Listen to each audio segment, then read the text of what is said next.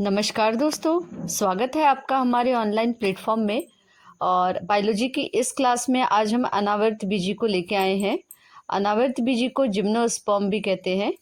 और पहले ये बीजी पौधे थे, और जो नग्न बीजी, इन्हें हम नग्न बीजी भी कहते हैं। पहले नग्न बीजी पौधे भी हैं ये। और अनावर्त बीजी दो शब्दों से बना है। जिम्नोस्पर्म जो है दो शब्दों से मिलकर बना है, जिम्नो प्लस स्पर्म।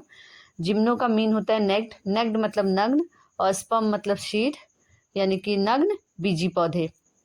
तो जिम्नोस्पर्म या आवर्त बीजी पौधों का वह समूह है जिसके अंतर्गत वे पौधे आते हैं जिनमें बीज तो बनते हैं, परंतु वे बीज नग्न रूप से पौधे से लगे रहते हैं। अर्थात जो है बीजांड यानी कि ओव्यूल अथवा विकसित बीज सीड किसी भित्ति या फल से बंद नहीं होते हैं। ठीक है। एंजियोस्पर्म या आवर्त बीजी पौधे की तुलना में यह एक छोटा वर्ग है जिसमें लगभग 700 जातियां मिलती हैं, परंतु फिर भी ये पूरे विश्व में पाए जाते हैं। और ये ब्रायोफाइट्स तथा टाइडोफाइट की तुलना में अधिक विकसित पादप होते हैं। ठीक है। ब्रायोफाइट और टाइडोफाइट से ज़्यादा ये विकसित होते हैं, और इनमें बीज भी बनते हैं, लेकिन बीज कैसे होंगे? आपके नग्न होते हैं। और पीडी डोगरा को भारतीय जिम्नोलॉजी का जनक कहा जाता है। पीबी डोगरा को क्या कहते हैं? भारतीय जिम्नोलॉजी का जनक, यानी कि फादर ऑफ जिम्नोस्पर्म भी कहते हैं। नग्न बीजी पौधों के जो लक्षण हैं वो निम्न तरीके से हम पहचान सकते हैं। इनके परिपक्व पौधे लंबे कास्टवर्ड यानी कि वुडी, बहुवर्षीय यानी कि पेरेनियल होते हैं। और ये वृक्ष है और झाड़ी भी हो सकते हैं। तो वृक्ष या झाड़ी दोनों हो सकते हैं। लंबे होते हैं, कास्ट के होते हैं, यानी कि बूढ़ी होते हैं, और बहुत सालों तक ये पौधे रहते हैं। ये पादप मरुद्भिद प्रकृति के होते हैं जिनमें धसे हुए रंध्र तथा अधिचर्म पर मोटी उपत्वचा पाई जाती है। और इनके जो भ्रूणमूल हैं, रेडिकल हैं, एक प्रधान जड़ बनाता है। इनके स्तंभ में संवहनी बंडल यानी कि वेस्कुलर बंडल की गोलाई में होते हैं। तो इनके स्तंभ में जो है वेस्कुलर बंडल जो है वो प्रेजेंट होंगे, और ये कैसे रहेंगे? ऐसे गोलाई में। संवहन पुल संयुक्त यानी कि कॉन्जॉइंट होते हैं, कोलेट्रल और खुले हुए ओपन होते हैं। और सेकेंडरी ग्रोथ यानी कि द्वितीयक वृद्धि एधा द्वारा होती है, जो बाहर की ओर द्वितीयक फ्लोएम यानी कि सेकेंडरी फ्लोएम और अंदर की ओर द्वितीयक जाइलम यानी कि सेकेंडरी जाइलम का क्या करती हैं? निर्माण करती हैं। द्वितीयक जाइलम में स्पष्ट वार्षिक विलय बनती हैं, और इनमें जाइलम केवल वाहिकाओं ट्रैकिड्स का बना होता है जिनकी भित्तियों पर परिवेशित गर्त यानी कि बॉर्डरेट पिट्स होते हैं। और वास्तविक वाहिनियों यानी कि ट्रू वेसल्स का अभाव रहता है, और निटेल्स इसका अपवाद है। ठीक है। निटेल्स इसके क्या है? अपवाद है।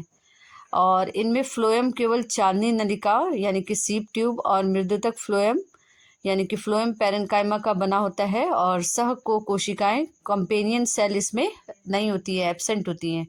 सह कोशिकाएं यानी कि कंपेनियन सेल्स जो है क्या होती हैं? एब्सेंट होती हैं। इनमें पत्तियां दो प्रकार की अथवा एक ही प्रकार की होती है। सल्कपत्र स्केल लिप्स भी उपस्थित हो सकते हैं।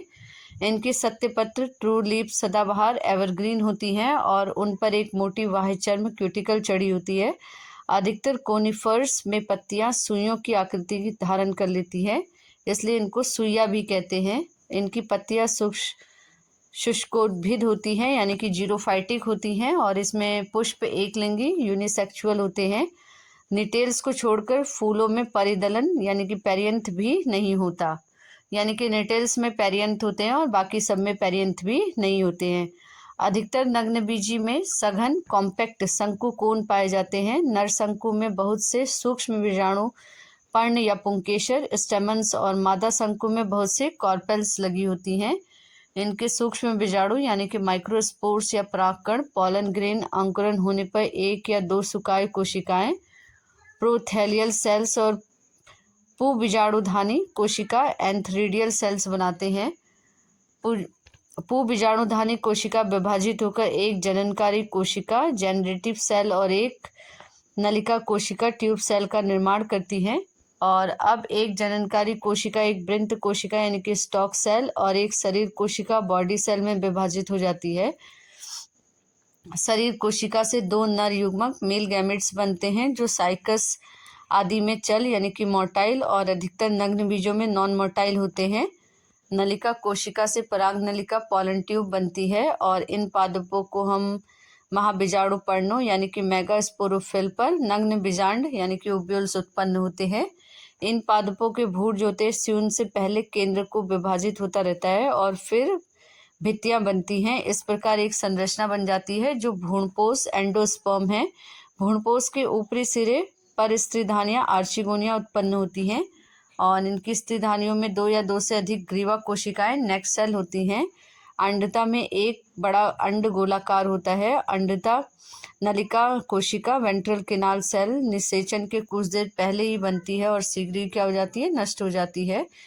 ग्रीवा नलिका कोशिकाएं नेक किनाल सेल नहीं होती। इनमें बहुभ्रूणता यानी कि पॉली एम्ब्रियोनी साधारण रूप से होती है, परंतु अंत में केवल एक ही भ्रूण बचा रहता है, शेष सारे क्या हो जाते हैं, नष्ट हो जाते हैं।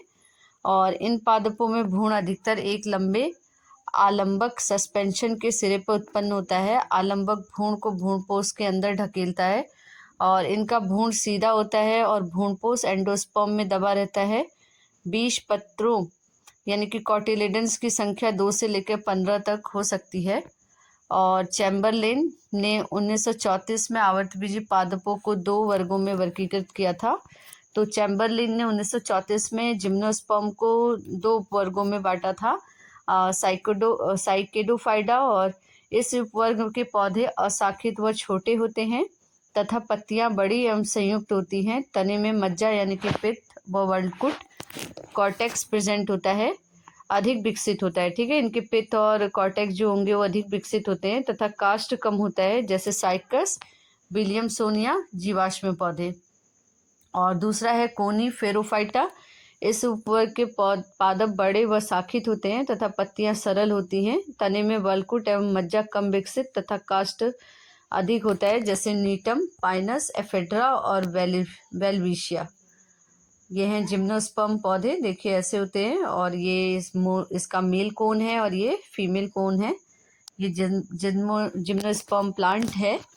ठीक है, ये देखिए जो इसके बीज हैं वो कैसे हैं, नग्न बीजी है, यानी कि इसमें अंडाशय से ये विकसित नहीं होते हैं, है ना।